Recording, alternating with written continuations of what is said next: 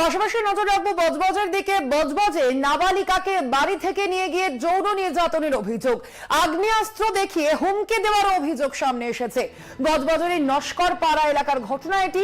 বজবজ থানায় লিখিত অভিযোগ দায়ের করেছে পরিবার, তদন্ত শুরু করেছে এই ঘটনা। ইতিমধ্যে পুলিশ কথা বলবো, ফোন লাইনে রয়েছেন প্রতিনিধি সুব্রজিৎ চক্রবর্তী। সুব্রজিৎ, কি জানা যাচ্ছে, কি অভিযোগ সামনে এসেছে এই ঘটনা প্রসঙ্গে? দেখো, প্রথমে তোমায় জানিয়ে রাখবো, বজবজ পৌরসভার 15 এবং 16 নম্বর ওয়ার্ডের যে সংযোগস্থল নস্করপাড়া, সেই এলাকায় ঘটনাটি ঘটে। এবং গত শনিবার রাতে ওই নাবালিকা তার বাবা মায়ের সাথেই ঘুমাচ্ছিল। ঠিক সেই সময় তাকে কিন্তু তুলে নিয়ে চলে যায়, তার বাড়ি থেকে তুলে নিয়ে চলে যাওয়া হয়। এবং তারপরই তার মা যখন প্রতিবেশীদের ঘটনা জানায়, রাতেই ডেকে ভোর 3টে নাগাদ এই ঘটনা ঘটে। এবং তারপরেই দেখা যায় বেশ কিছুক্ষণ পর ওই নাবালিকা একাই দৌড়ে বাড়ি চলে আসে। এবং তারপর নাবালিকা বাড়িতে কান্নাকাটি করে, গোটা ঘটনার কথা জানায়। তাকে শারীরিকভাবে নির্যাতন করা হয়েছে, যৌন নির্যাতন করা হয়েছে।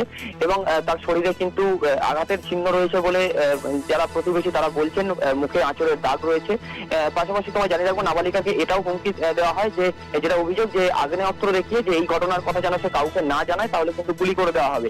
এবং গোটা ঘটনার কথা বজবজ থানায় গিয়ে যখন নাবালিকার পরিবার জানায়, ইতিমধ্যেই অভিযোগ দায়ের করা হয়েছে এবং বজবজ থানার পুলিশ তদন্ত শুরু করেছে, জিজ্ঞাসাবাদ করা হচ্ছে।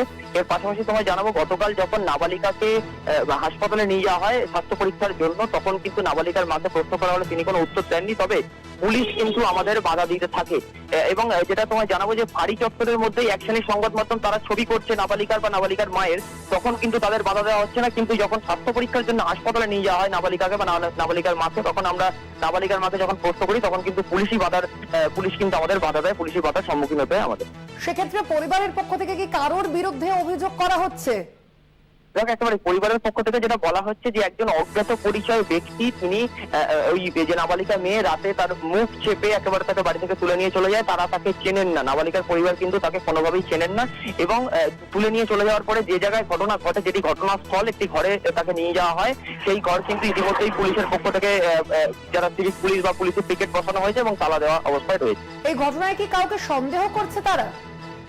দেখো, একেবারেই যে ঘরে নিয়ে যাওয়া হয়েছিল নাবালিকাকে, এবং পুলিশের প্রাথমিক তদন্তে যেটা উঠে আসছে, পুলিশ কিন্তু ওই ঘরে যারা ভাড়া থাকতেন তাদের থেকে জিজ্ঞাসাবাদ চালাচ্ছে।